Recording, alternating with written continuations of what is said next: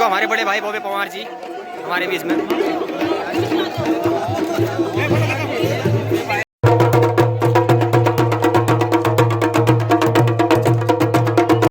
जो उनके जो समाज के प्रति एक सोच है, उस सोच ने हमें और हमारे जैसे कई नौजवानों को प्रभावित किया है।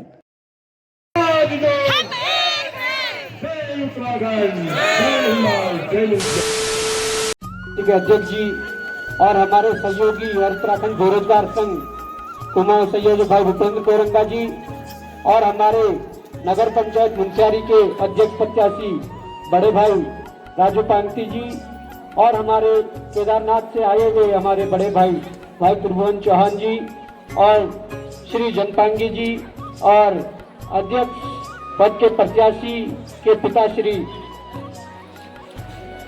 श्री कुंदन सिंह जी और हमारे राजेंद्र भाई और तमाम युवा साथी और हमारे आंदोलनों के सहयोगी रहे, कहीं कविंदर नेगी जी भी होंगे, कहीं शंकर भाई होंगे, तमाम प्रकार के सभी।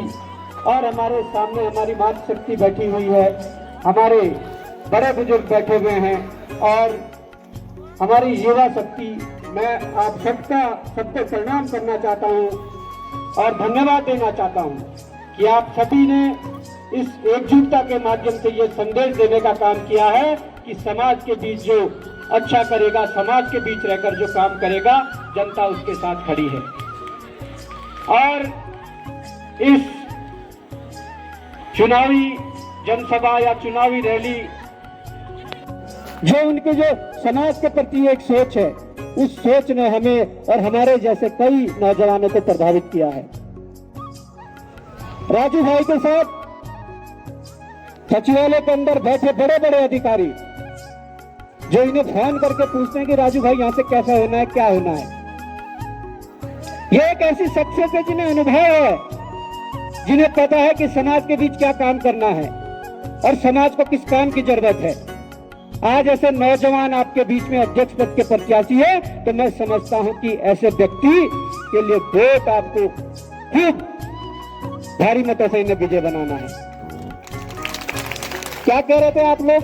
जीतला जीतला बोल, जीतला जीतला जोर से बोलेंगे। मैं कहूंगा कि विकास का टेंडर, आप कहेंगे गैस सिलेंडर। विकास का टेंडर, गैस सिलेंडर, खूब 2-4 बार। विकास का टेंडर, गैस सिलेंडर, विकास का टेंडर, विकास का टेंडर, विकास का टेंडर, गैस सिलेंडर। तो राजू भाई, आप इस आवाज को सुन रहे हैं, इस आवाज में जान है और यही आवाज आपकी आवाज को बुलंद करने वाली है।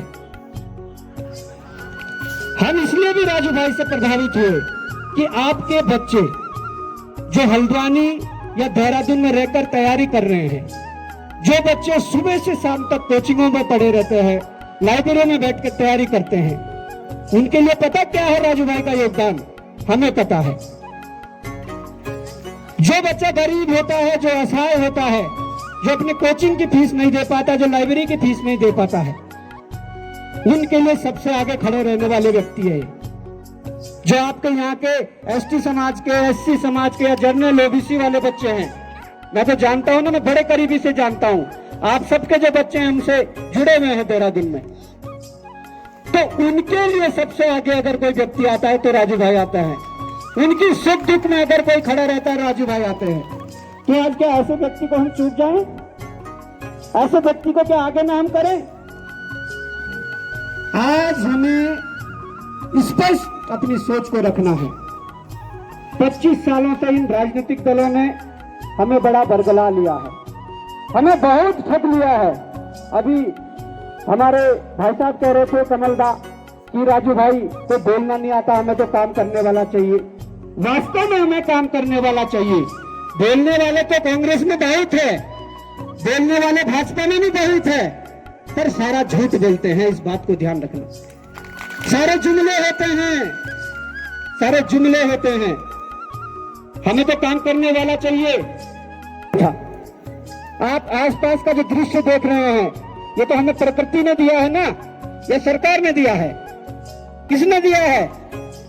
हमें जब ये दृश्य, ये पूरा जो मुंशियारी का क्षेत्र है, या पहाड़, बर्फ, या पेड़ पौधे ये प्रकृति ने दिया है, तो सरकार ने इस पर क्या काम किया है? सरकार को चाहिए था कि यहाँ एक ऐसा रोड मैप तैयार हो कि पूरा देश विदेश का पर्यटक इस मुंशियारी में आकर कहीं न कहीं वो यहाँ आता तो हमारे नौजवानों को रोजगार मिलता, हमारी माताएं बहनें जो बैठी हुई है उनके हाथों को काम मिलता। परंतु सरकार के पास ऐसा विजन नहीं है, सरकार ऐसा करना ही नहीं चाहती है, या हमारे नेता ऐसा करना ही नहीं चाहते हैं। उन्हें पता है कि जिस दिन मुंशियारी का व्यक्ति आर्थिक रूप से मजबूत हो गया उस दिन वो पार्टी के पीछे चलना बंद कर देगा, उस दिन वो नेता का झंडा उठाना बंद कर देगा। ये उनकी सोच है। और बखूबी त्रिभुवन भाई ने कहा कि कल हम जब रास्ते से आ रहे थे तो सामने 2-3 गांव पड़ रहे हैं, उस गांव पे जाने के लिए छोटी छोटी बालिकाएं गराड़ी से जा रही थी। आजादी के 77-78 साल बाद भी आज हमें हमारे देश में इस प्रकार के गांव हैं जहां पर अपनी जान पर खेलकर हमें नदियां पार करनी पड़ रही है, पहाड़ चढ़ने पड़ रहे हैं। तो ये सूरत कैसे बदलेगी?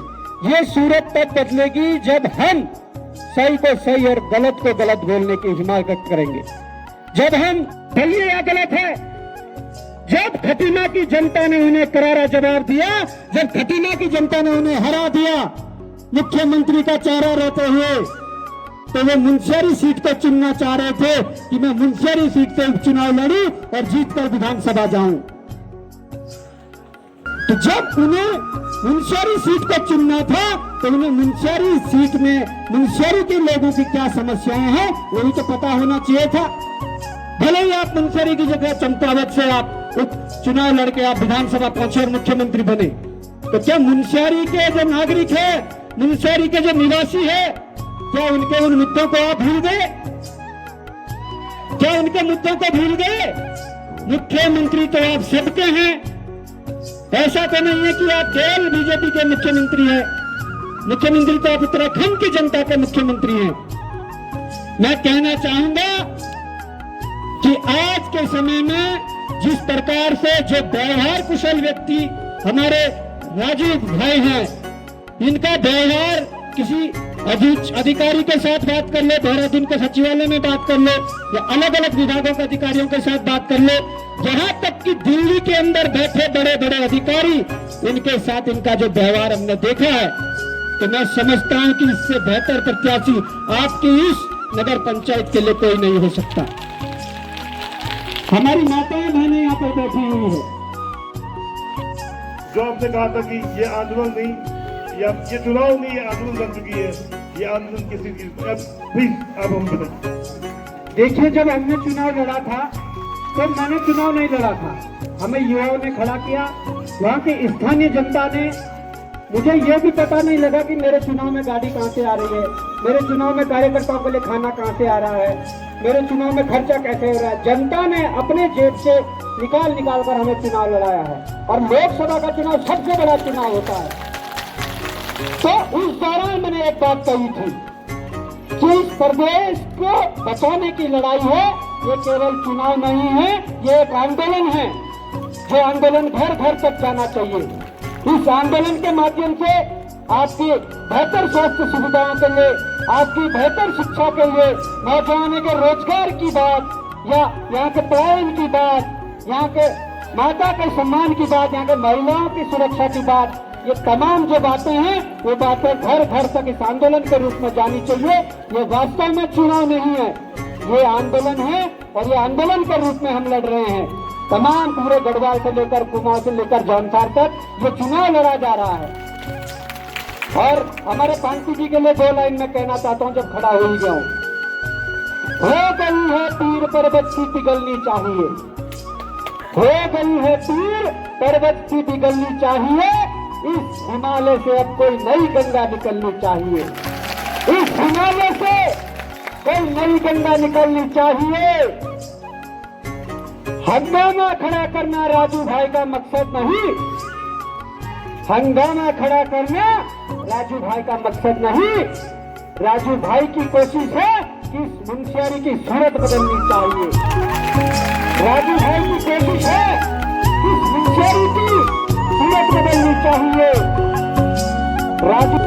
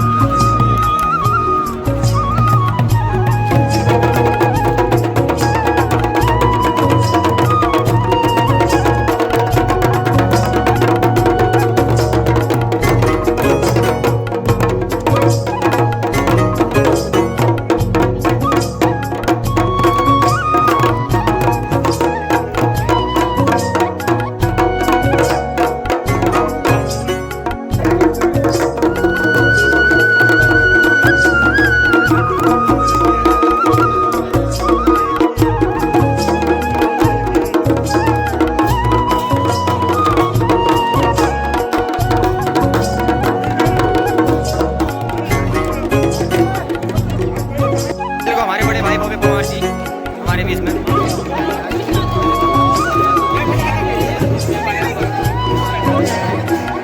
भव्य पवार जी हमारे बीच में।